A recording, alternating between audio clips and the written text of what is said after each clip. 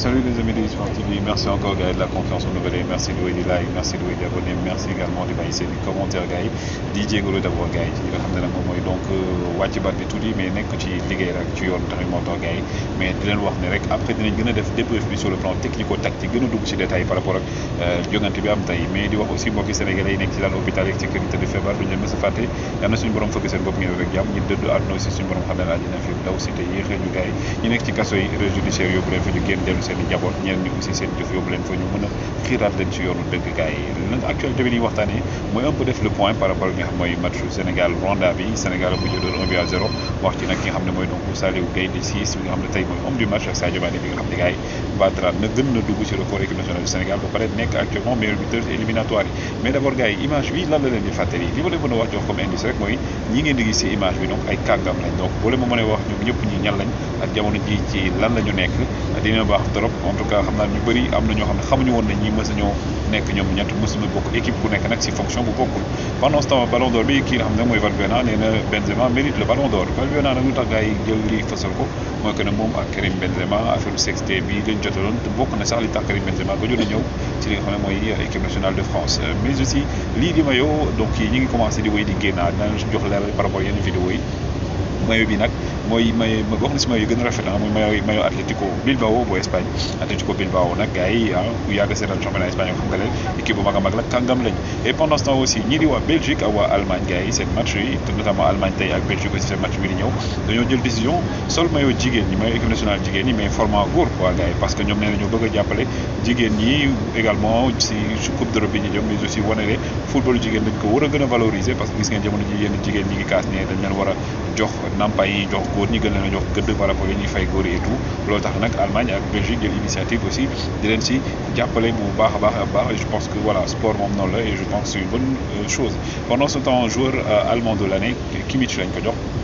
Kimmich lañ jox joueur allemand de l'année ci jongante bi nga xam ne amoon na tey diggante lii di Nationalmannschaft di Allemagne ak LASK ñii di waa donc waa Angleterre donc ñoo doon joué tey match bu neex a neex donc diggante Allemagne ak Angleterre ñoom dañoo témboo sax un but partout donc ki nga xam ne mooy Leroy Sané mi ngi fa woon Jude Bellingham aussi mi ngi fa woon match la boo xam ne Hoffmann moo jëkk a dugal pour Allemagne après aussi sur penalty ki nga xam ne mooy daal di Harry Kane di kàngam bi Harry Kane daal di dugal Harry Kane bi nga xam ne aujourd'hui gars yi moom de plus en plus aussi il va rester du côté de Tottenham il a marqué également son 50e but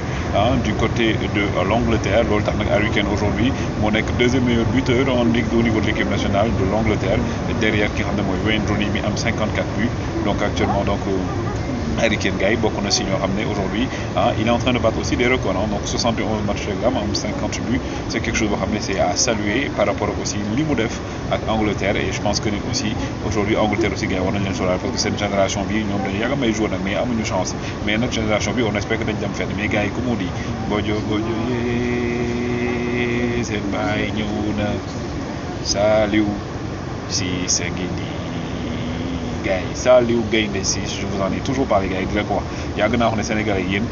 amoo leen am na Sénégalais yu bëri sax gars yi amuñu woon maanaam reconnaissance ci Saliou Ciss mais léegi ñu ngi commencé am kuy Saliou Ciss actuellement Saliou Ciss il est à 54 sélections gars yi 54 sélections Saliou Ciss tey moo def différence bi parce que Sénégal je vous le dis franchement dinañ ci dugaat wax ci également analyse bi et tout mais Sénégal tey deful match bi ñu doon yaakaar ci moom raison yi nag bëri na donc dinañ ci wax mais aussi Sadio Magnifique Mané qui a toujours fait du Sadio Magnifique Mané tey moom Sadio dugal na penalty encore donc 33e but de Sadio Magnifique Mané bi nga xam ne léegi 2 buts la rawee Henri Camara donc à jamais donc Sadio Mané actuellement c'est le meilleur buteur de l'équipe nationale du Sénégal donc classement baa ngi nii Aliou Cissé nga xam ne nag donc indi na quelques changements avec ki nga xam ne mooy Habib Diallo bi nga xam ne mooy jouer pointe ak aussi ñu gis ne kii di Ballo Touré tey dafa dem titulaire par rapport à ça nag aussi même équipe bi la ñu maintenir à part Idrissa Gana Gueye également bi joué ak donc Saliou plutôt Pape Matar Sarr à la Pape Alassane Gueye donc kii Idrissa Gana Gueye mon départ premier mi-temps bi nag gars yi donc ñii di waa Rwanda on pouvait s'y attendre donc bloc bas lañ def et je pense que le Sénégal seetaan match Rwanda bii passé loolu nañ ci indi ay jàngat bu baax a baax donc mais il a fallu la deuxième période par rapport également ak changement yi ñu def Ballo Touré pour man comme je dis Ballo Touré moom actuellement gars yi nekku ci il faudrait que Sénégal aussi wut beneen cible joueur yoo xam ne beneen profil joueur yoo xam ne aussi dinañ mën a concurrencer kii di Saliou Ciss parce que Saliou Ciss gars yi moom mooy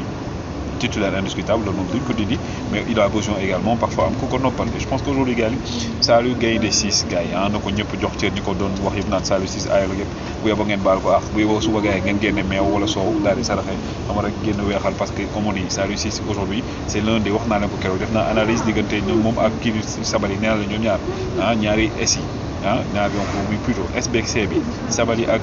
Saliou Ciss ñaari SI sax Saliou ak Sabali gars yi ñu ngi toj équipe nationale du Sénégal je pense qu'aujourd'hui le Sénégal amul benn arrière latéraux boo xam ne mën nañ ko ñëwee man li may wax mooy kon aujourd'hui Saliou Ciss dañ koy ñaanal mu trouver beneen club parce que son club voilà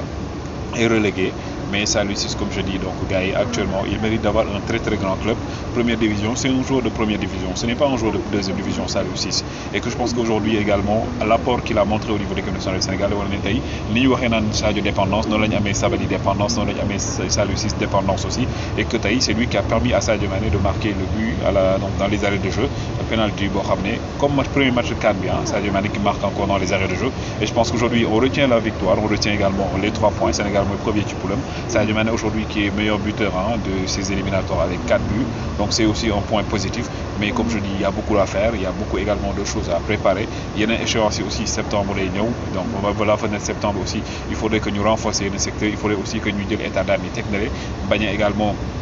yaakaar na rek gars yi bon ku ñëw ci équipe nationale da nga ci war a nekk à vie donc ñi nga xam ne gis nañ ne am na ñu la gën a performant il faut que ñu waxuma ñu bàyyi leen ñu dem non mais il faut que ñu tenter yeneen gos tenter yeneen profil renforcer équipe bi Pape Matar Sarr également aujourd'hui il a fait encore un match correct bien entendu comme je dis c'était difficile pour lui mais pour man temps de jeu bi moo ci ëpp solo li muy gën di jouer di gën di wane boppam donc c'est un jeune aussi qui a de l'avenir mais man fi muy xaw a am inquiétude rek mooy li muy dem Tottenham man loolu moom xaw a tiital en espérant également que ni dina am temps de jeu mais c'est un jeune qui est